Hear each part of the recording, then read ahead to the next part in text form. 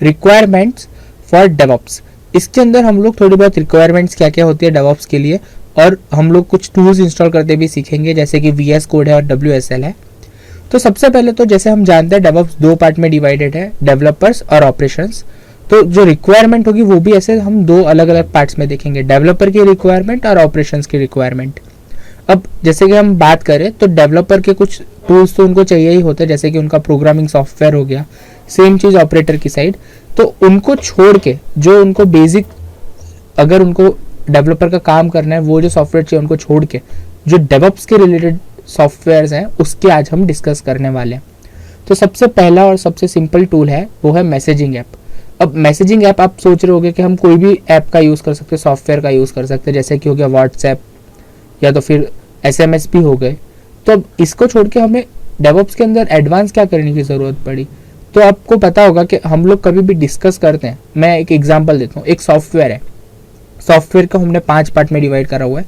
अब अलग अलग पार्ट के हम लोग अलग अलग डिस्कशन कर रहे हैं, या तो कोई क्वेरी आ रही है उसके लिए हमारा डिस्कशन अलग हो रहा है। तो हाँ, हम लोग व्हाट्सएप में भी ऐसा कर सकते हैं, ग्रुप बना सकते हैं, उसके ऊपर डिस्कस कर सकते हैं, और हर एक पार्ट के लिए एक अलग अलग ग्रुप बना सकते हैं, पर उसको हमें हैंडल करना डिफिकल्ट हो जाएगा।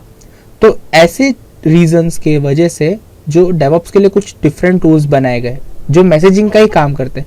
आपको मैसेजिंग करना है, मीट करना है, ऐसा कुछ भी करना है तो आप वो टूल्स का यूज़ कर सकते हो, पर उसके अंदर फीचर्स बहुत एडवांस होंगे। तो ऐसे कुछ टूल्स आपके पास अवेलेबल है, उसमें से एक एग्जांपल है माइक्रोसॉफ्ट का टीम्स। तो माइक्रोसॉफ्ट टीम्स के अंदर आप क्या कर सकते हो, चैनल बना सकते हो, मीटिंग भी कर सकते हो अटेंड, आप चैट भी बना सकते हो, अलग अलग ग्रुप बना के उसके ऊपर काम कर सकते हो। और उसके अंदर सेम चीज़ जो आप व्हाट्सएप के अंदर करते हो, बट आप अलग अलग डिस्कशन को ट्रैक भी कर सकते हो। सेम चीज़ एक दूसरा टूल है ओपन सोर्स जिसका नाम है स्लैक। तो स्लैक के अंदर भी सब कुछ सिमिलर होता है, आप मैसेजेस कर सकते हो, चैनल्स क्रिएट कर सकते हो, वीडियो रिकॉर्डिंग कर सकते हो, या तो वीडियो चैटिंग कर सकते हो, मीटिंग कर सकते हो। और सेम टू सेम दूसरा एक टूल है गूगल का जिसको बोलते हैं गूगल ग्रुप्स। अब गूगल ग्रुप के अंदर आपके पास वीडियो के ऑप्शंस नहीं है, बट आप उसके अंदर भी अलग अलग डिस्कशन क्रिएट कर सकते हो और एक ग्रुप के बीच में डिस्कस कर सकते हो। तो ये तो हो गए messaging app and meeting app. उसके अलावा जो ऐप आपको पता होने चाहिए एज एनी पार्ट, तो वो है रिलीज ऐप्स। तो आपको अगर रिलीज करना है आपका कोई भी सॉफ्टवेयर, जैसे कि AWS पे करना है, तो आपको एटलीस्ट AWS में लॉगिन कैसे करना है, उसके अंदर आपको स्टेटस कैसे देखना है, मॉनिटरिंग करने के लिए भी आपको AWS के अंदर एटलीस्ट लॉगिन करके डैशबोर्ड देखना पड़ेगा। तो उसके लिए आपको रिलीज ऐप है हमारा, या तो फिर रिलीज सर्वर है, उसका जो ऐप है वो कैसे यूज करना है वो आना भी जरूरी है। उसके बाद जो फोर्थ ऐप है वो है हमारा टर्मिनल या तो फिर कमांड लाइन। तो जब भी आप Ubuntu यूज करोगे या तो फिर कोई भी लिनक्स सॉफ्टवेयर यूज करोगे तो उसके अंदर हम उसको बोलते हैं टर्मिनल। अगर आप विंडोज यूज करो तो उसके अंदर हमारे पास आता है CMD या तो कमांड लाइन। आजकल लोग पावर शेल की तरफ शिफ्ट हो रहे हैं, पर बहुत लोग अभी भी कमांड लाइन का ही यूज करते हैं। अब दोनों ऑलमोस्ट सेम है, या तो फिर आप पावर शेल यूज करो या तो कमांड लाइन यूज करो, दोनों ऑलमोस्ट सेम है यूज होने में। और जो लास्ट है वो है DBMS, डेटाबेस मैनेजमेंट सिस्टम। अब ये पार्ट ज़्यादातर डेवलपर के लिए ज़्यादा इंपॉर्टेंट है, उनको पूरा डिटेल में आना चाहिए, बट ऑपरेशन साइड भी आपको DBMS की थोड़ी बहुत नॉलेज होनी चाहिए, क्योंकि अगर आप डेटाबेस को कनेक्ट नहीं करोगे तो डेवलपर का काम कितना होता है, वो सिर्फ डेवलप करेगा। अगर कोई प्रॉब्लम आ रही है, कोई इश्यू आ रहा है, तो ऑपरेशन साइड से भी उनको इजीली हैंडल कर पाए, उसके लिए DBMS आना ज़रूरी है। ओके, अब हम ऐसी रिक्वायरमेंट देख लेते हैं जो सिर्फ और सिर्फ डेवलपर के लिए ज़रूरी है। तो डेवलपर को सबसे पहले तो उसकी IDE ही पता होना चाहिए। IDE क्या होता है, इंटीग्रेशन डेवलपमेंट एनवायरनमेंट। इसके अंदर उसको कोई भी प्रोग्रामिंग सॉफ्टवेयर चाहिए, उसको दिखने में कैसा होगा कोड, वो सारे के सारे फीचर्स IDE के अंदर अवेलेबल होते हैं। तो जो मोस्ट कॉमन IDE आज के टाइम पे यूज़ होती है वो अलग अलग सॉफ्टवेयर के लिए या तो फिर अलग अलग प्रोग्रामिंग लैंग्वेज के लिए पहले से डिफाइंड है और अलग अलग ही है। जैसे कि कुछ लोग अगर पाइथन के ऊपर वर्क कर रहे हैं तो गूगल का एक कोलैब है जो ऑनलाइन रखता है, उसका यूज़ करते हैं लोग। या तो फिर एनाकोंडा करके है जो पाइथन में अवेलेबल है पाइचार्म लाइब्रेरी के अंदर, या तो फिर पाइचार्म IDE के पास, तो उसका यूज़ करते हैं कुछ लोग। अगर आप लोग जावा का कोई प्रोग्राम डेवलप कर रहे हो तो एक्लिप्स IDE है, और नेटबीन्स भी एक IDE है जावा के लिए। ओके, और अगर आप एंड्रॉयड प्रोग्रामिंग कर रहे हो तो एंड्रॉयड प्रोग्रामिंग के लिए भी पहले लोग एंड्रॉयड स्टूडियो यूज़ करते थे, और अभी भी एंड्रॉयड स्टूडियो, और उसके अलावा हम लोग जेट ब्रेन्स है और भी डिफरेंट IDEs बन चुकी हैं। बट फिर भी आपको पता चलेगा कि आप कोई भी एक प्रोग्रामिंग लैंग्वेज लेते हो उसके संग आईडी पहले से ही कनेक्टेड होती है, तो आपकी प्रोग्रामिंग लैंग्वेज के ऊपर से आप आईडी डिसाइड कर सकते हो और उसका यूज कर सकते हो। तो अब ये हो गए नॉर्मल कन्वेंशनल वे। तो आईडी तो पहले भी यूज करते थे डेवऑप्स से, पर जैसे ही डेवऑप्स आया है वैसे हमें आईडी के अंदर कौन से फीचर्स चाहिए नवे, तो आपको वर्जन कंट्रोल होना और वर्जन मैनेज होना, वो सब कुछ कहाँ होना चाहिए, आपकी आईडी के अंदर से ही होना चाहिए। तो ऐसे बहुत सारे आईडीज हैं जो इसको इंटीग्रेट करने को इजीली कर रहे हैं, मतलब उसके ऊपर वर्क कर रहे हैं कि आप उसके अंदर से ही आईडी के थ्रू सब कुछ कर पाओ। तो उसका एक एग्जांपल है सबलाइम, VS कोड और भी बहुत सारे हैं। यहाँ तक कि अब तो एक्लिप्स ने भी वर्जन मैनेजमेंट उसके अंदर ऐड कर ही लिया है। तो ऑलमोस्ट ज़्यादातर आईडीज भी ये सब इंक्लूड कर रही है डेवऑप्स के लिए। तो ये सबसे पहली रिक्वायरमेंट हो गई डेवलपर साइड। दूसरी जो रिक्वायरमेंट होगी वो है बग/इश्यू ट्रैकिंग सॉफ्टवेयर। अब नॉर्मली हम लोग जब कोडिंग करते हैं, अगर 5 जनों के बीच में भी कोड हो रहा है तो सिंगल पर्सन भी कोड कर रहा है, तो एक पूरा के पूरा डैशबोर्ड होना चाहिए जिसके ऊपर उसके कितने प्रोग्राम्स के अंदर इश्यूज है या तो फिर बग है वो उसको दिखे, और कितने सॉल्व हो चुके हैं, कितने सॉल्व होना बाकी है, वो सब भी उसको सामने ही दिख जाए। तो ये जो पूरा होता है इसको हम बोलते हैं इश्यू ट्रैकिंग सॉफ्टवेयर या तो बग ट्रैकिंग सॉफ्टवेयर। इसके थ्रू हम क्या कर सकते हैं, हम पूरा देख सकते हैं कि कितने इश्यूज हमारे सॉफ्टवेयर में हैं, उसमें से कितने सॉल्व हो चुके हैं, कितने बाकी है, और टेस्टिंग वाले भी इसके अंदर ही पूरे के पूरे इश्यूज ऐड करते हैं। तो ये एक सॉफ्टवेयर है जो डेवलपर साइड दोनों को पता होना जरूरी है, टेस्टर को भी और डेवलपर को भी। ओके, और लास्ट है वो है वर्जन मैनेजमेंट। वर्जन मैनेजमेंट हम लोग भले आईडी के थ्रू हो जाता है ऑटोमेटिकली, पर कभी कभी अगर मुझे कुछ स्पेसिफिक चीज़ जाननी हो तो मुझे उसको डिटेल में आना ज़रूरी है वर्जन मैनेजमेंट के जो हमारा सॉफ्टवेयर है उसके बारे में। ओके, अब इतना तो हो गया हमारा डेवलपर साइड। अब हम देख लेते हैं ऑपरेशन साइड कौन से सॉफ्टवेयर और ज़रूरी है। तो सबसे पहला सॉफ्टवेयर जो ऑपरेशन साइड ज़रूरी है वो है टीम मैनेजमेंट। अब आपकी जो पूरी टीम है आपको उसको डिवाइड करना है, आपके पास कोई भी वर्क है तो वो पूरा के पूरा टीम मैनेजमेंट सॉफ्टवेयर के थ्रू आप कर पाओगे। अब ये जो टीम मैनेजमेंट सॉफ्टवेयर है ये ऐसे सुनने में लग रहा होगा कि आप कॉमनली यूज कर सकते हो, बट हाँ इसके अंदर कुछ लोग एक्सेल भी यूज करते हैं। आप वर्क डिवाइड करके एक्सेल के अंदर लिख सकते हो और वो आप दे सकते हो, या तो फिर कुछ एडवांस सॉफ्टवेयर भी है जैसे कि कानबान हुए, फिर स्क्रम हो गया। तो ये सब क्या है, टेक्नोलॉजीज हैं जिसका आप यूज कर सकते हो टीम मैनेजमेंट के लिए। और भी बहुत सारे एडवांस सॉफ्टवेयर उसके लिए अवेलेबल है। अब टाइम मैनेजमेंट भी एक इम्पॉर्टेंट टॉपिक है जो ऑपरेशन साइड ही होता है, तो फिर टाइम मैनेजमेंट के लिए भी एक सॉफ्टवेयर होता है। ज़्यादातर कानबान के अंदर या तो फिर ऐसे जो हमारा टीम मैनेजमेंट सॉफ्टवेयर है उसके अंदर मर्ज्ड होता है और सिंगल ही सॉफ्टवेयर होता है, पर उसके लिए कोई अलग सॉफ्टवेयर भी अगर आपको चाहिए तो आप यूज़ कर सकते हो। उसके बाद लास्ट है रिलीज एंड डिप्लॉयमेंट सॉफ्टवेयर। तो जो हमारा कोड है जो हम लोगों को डेवलपर बना के दे रहा है उसको हमें क्लाइंट तक पहुंचाना है। वो काम ज़्यादातर हम डेवलपर के ऊपर ही छोड़ देते हैं, बट कुछ कंपनीज ऐसी भी है ये जो पार्ट है वो ऑपरेशन साइड आता है। तो उन लोगों के लिए रिलीज कैसे करना है, डिप्लॉय कैसे करना है, रिलीज का हमें इन्फॉर्मेशन कैसे देखना है, उसका मॉनिटर कैसे करना है, ये पूरा के पूरा किसके ऊपर होता है, ऑपरेशन साइड होता है। तो उनको इसके बारे में भी डिटेल पता होना ज़रूरी है। ओके, तो इतना तो हमने देख लिया कि रिक्वायरमेंट्स क्या है। अब हम लोग कुछ बेसिक रिक्वायरमेंट्स के हिसाब से इंस्टॉलेशंस भी देख लेते हैं। तो सबसे पहला इंस्टॉलेशन हम देख लेंगे आईडीई का। तो सबसे पहले आप जो आईडी यूज़ करने वाले हैं पूरे के पूरे कोर्स के अंदर उसका नाम है VS कोड।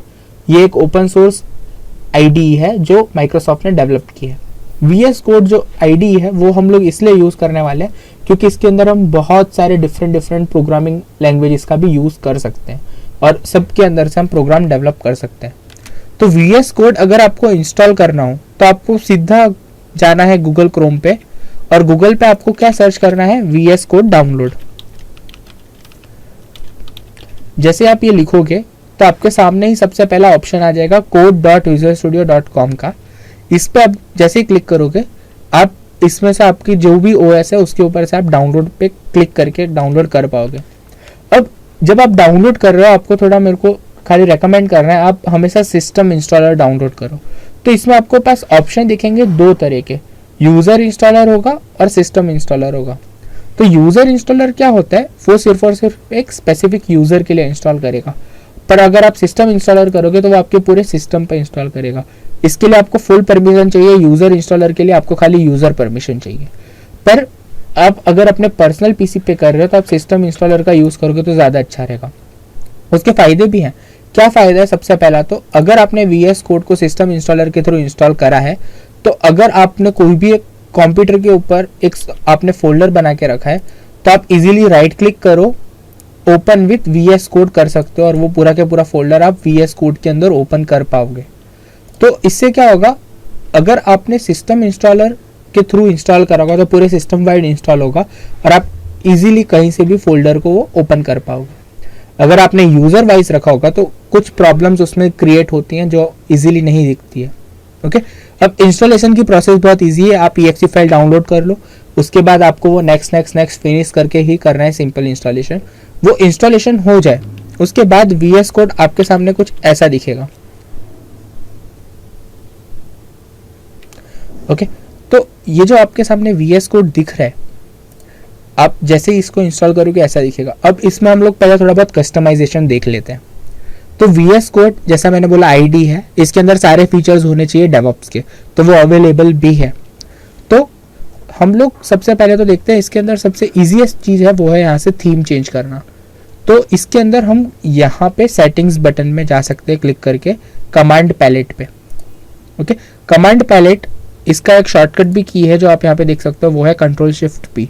तो कमांड पैलेट पे जाके आप कुछ भी करना चाहो यहाँ से आप कर सकते हो, या तो फिर आपको शॉर्टकट्स पता हो तो आप डायरेक्टली भी कर सकते हो। अब ज़्यादातर लोगों को वाइट कलर का जो थीम है वो नहीं पसंद, तो आप यहाँ से सिंपली कलर थीम भी चेंज कर सकते हो आपको जो रखना हो।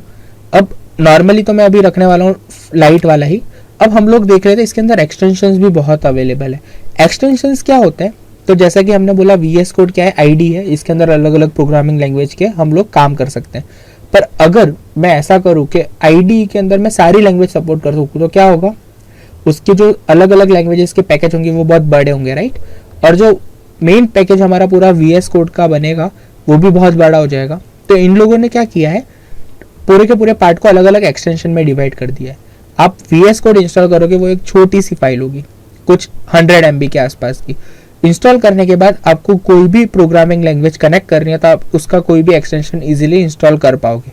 तो मैं आपको एक एग्जांपल दिखा देता हूँ। अभी के लिए मैं इंस्टॉल करना चाहता हूँ C लैंग्वेज का कोई भी, तो मैं खाली C लिख के एंटर करूंगा तो आपको बता देगा कि यहाँ पे मेरे पास उसके लिए कौन से एक्सटेंशंस अवेलेबल है। तो अगर मैं ये डालूंगा तो मैं C लैंग्वेज या C++ को इंटेलिसेंस यानी कि कोड कंप्लीशन और वो सब, डिबगिंग एंड कोड ब्राउजिंग, तो ये सब के सब फीचर सपोर्ट करेगा अगर मैं ये वाला एक्सटेंशन इंस्टॉल कर देता हूँ। तो सेम चीज़ अगर मेरे को पाइथन या ऐसा कुछ करना है तो मेरे को खाली क्या लिखने की ज़रूरत है, पाइथन, और वो उसके रिलेटेड मुझे सारे एक्सटेंशन यहाँ पे दिख जाएंगे। ओके, अब मुझे कोई भी एक्सटेंशन ऐसा इंस्टॉल नहीं करना जो प्रोग्रामिंग लैंग्वेज रिलेटेड हो, बट डेवऑप्स रिलेटेड मुझे करना है। तो जैसा कि हमने पहले डिस्कस किया था, वर्जन कंट्रोल हमने देखा था, तो इसके अंदर अगर मुझे वर्जन कंट्रोल का एक बहुत फेमस है वो है गिट। तो अगर मैं यहाँ पे गिट लिखूंगा तो मुझे आपको यहाँ पे दिखेगा कि गिट के रिलेटेड जितने भी यहाँ पे अवेलेबल है एक्सटेंशन वो भी दिख रहे हैं। ओके, अब अगर आपको वर्जन कंट्रोल के अलावा कुछ दूसरे चीज़ के रिलेटेड देखना है, आपको देखना है इश्यू ट्रैकिंग के हिसाब से, तो आप यहाँ पे जीरा सर्च करोगे तो आपको उसका भी यहाँ पे डायरेक्टली एक्सटेंशन मिल जाएगा। आप यहाँ से सीधा इंस्टॉल कर सकते हो और आप उसकी बेसिक फंक्शनलिटी को यूज़ कर पाओगे यहाँ के ही थ्रू। अगर आपको ऑटोमेशन भी डालना हो तो आप यहाँ से ऑटोमेशन भी कर सकते हो। तो इन शॉर्ट जो हमारा विजुअल स्टूडियो कोड है वो पूरा के पूरा कस्टमाइजेबल है। आप इसके अंदर वर्जन कंट्रोल भी डाल सकते हो, यहाँ पे है पूरा के पूरा सोर्स कंट्रोल जिसे बोलते हैं हम। आप इसके अंदर फाइल भी ओपन कर सकते हो पूरे के पूरे, और इसके अंदर अलग अलग टाइप के सॉफ्टवेयर भी सब सपोर्टेड है, यहाँ तक कि ये ऑलमोस्ट सारी प्रोग्रामिंग लैंग्वेज को सपोर्ट भी करता है। ओके, VS कोड के बाद जो हम लोग दूसरी चीज़ देखने वाले हैं उसको हम बोलेंगे WSL, Windows subsystem for Linux. WSL ये कुछ लेटेस्ट है। इसके अंदर क्या है, पहले के टाइम पे अगर आपको लिनक्स अगर इंस्टॉल करना है और यूज़ करना है, आपको लिनक्स के फीचर्स भी यूज़ करने हैं, तो आपको क्या करना पड़ता था, आपको एक वर्चुअल मशीन बनानी पड़ती थी जिसके अंदर आपको लिनक्स डालना पड़ता था और उसके बाद ही आप यूज़ कर पाते थे। पर उसमें डिसएडवांटेज क्या होता था, अगर आप एक लिनक्स मशीन बना रहे हो और उसके अंदर आप कुछ चला रहे हो तो आपको पूरा वर्चुअलाइजेशन करना पड़ेगा। उसके लिए आपको पहले तो सॉफ्टवेयर भी डालना पड़ेगा और आपको पूरी की पूरी सेटिंग करनी पड़ेगी कि आपको जो हमारा लिनक्स है उसको कितनी रैम देनी है, कितनी हार्ड डिस्क देनी है और वो सब। तो अब मुझे क्या करना है, WSL एक ऐसा सॉफ्टवेयर बना दिया है जिसके थ्रू हम लोग लिनक्स की सारी चीज़ें हमारे विंडोज़ के थ्रू ही डायरेक्टली ईजिली यूज़ कर पाएंगे। तो ये इंस्टॉल करना कैसे, तो इंस्टॉल करना सबसे इजी है। सबसे पहले आपको क्या करना पड़ेगा, आपका जो पीसी है वो सबसे लेटेस्ट वर्जन विंडोज 10 का मिनिमम उस पर अपडेट कर दो। विंडोज 10 के सबसे लेटेस्ट वर्जन पे आप अपडेट कर दोगे आपके विंडोज अपडेट में जाके। उसके बाद आपको क्या करना है, आपको यहाँ से खोलना है control panel. Okay, control panel में यहाँ पे आपको जाना है सिस्टम सॉफ्टवेयर में, प्रोग्राम्स एंड फीचर्स करके भी होगा। तो यहाँ पे अगर आप जाते हो प्रोग्राम्स एंड फीचर में, अगर आपको नहीं दिख रहा है प्रोग्राम्स एंड फीचर तो आपको यहाँ से लार्ज आइकन की जगह कर देना है कैटेगरी। अब यहाँ पे आपको दिखेगा programs and uninstall a program, तो मैंने क्लिक करा है अनइंस्टॉल अ प्रोग्राम। यहाँ पे जैसे आप खोलोगे तो आपके लेफ्ट साइड में यहाँ पे ऑप्शन होगा टर्न विंडोज फीचर्स ऑन और ऑफ। ओके, एक छोटा सा बॉक्स ओपन होगा।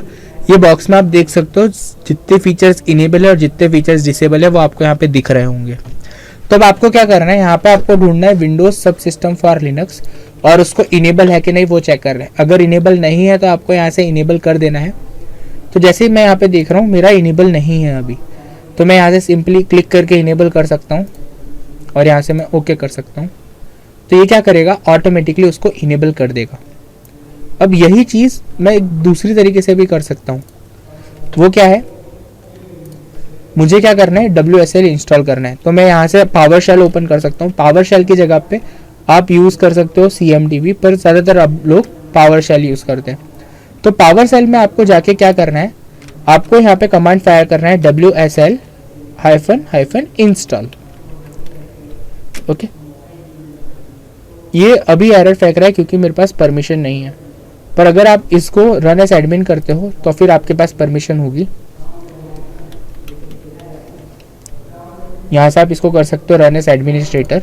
फिर आपको पासवर्ड डालने का पूछेगा, यहाँ पे आपको डालना है पासवर्ड। ओके, जैसे ही आप पासवर्ड डालोगे तो ऑटोमेटिकली आपके सामने खुल जाएगा पावर शेल। अभी पावर शेल के अंदर आपको क्या करना है, आपको यहाँ पे से लिखना है सिर्फ वापस से WSL -install। आप जैसे एंटर करोगे वो पूरी की पूरी प्रोसेस करेगा। आपको दिख रहा है वर्चुअल मशीन प्लेटफॉर्म पूरा के पूरा डाउनलोड हो रहा है और डाउनलोड करने के बाद वो Ubuntu भी डाउनलोड करेगा जो उसका कर्नल है, और उसके बाद वो उसको इंस्टॉल करेगा। ये पूरी जो प्रोसेस है, ये आपने WSL को इंस्टॉल कर लिया। ये इंस्टॉल करने के बाद आप इसका यूज़ कर पाओगे और इसको इजीली रन भी कर पाओगे। तो जैसे आपको दिख रहा है सामने अभी Ubuntu डाउनलोड कर रहा है। Ubuntu डाउनलोड होने के बाद आपको इसको यूज़ करने के लिए भी कमांड बहुत ईजी है, WSL -l/v। ये आपको सारे के सारे वर्जन बता देगा। वो हम लोग अभी देखते हैं थोड़ी देर में प्रैक्टिकल, जैसे ये इंस्टॉलेशन कंप्लीट होता है वैसे ही।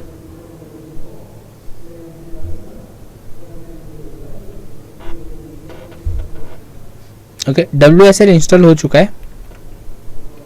अब आपको चेक करना हो तो आप इस तरीके से चेक कर सकते हो। WSL के अंदर अगर आपको देखना है कि आपके पास कौन सी OSs हैं तो आप -l लगा सकते हो, -list।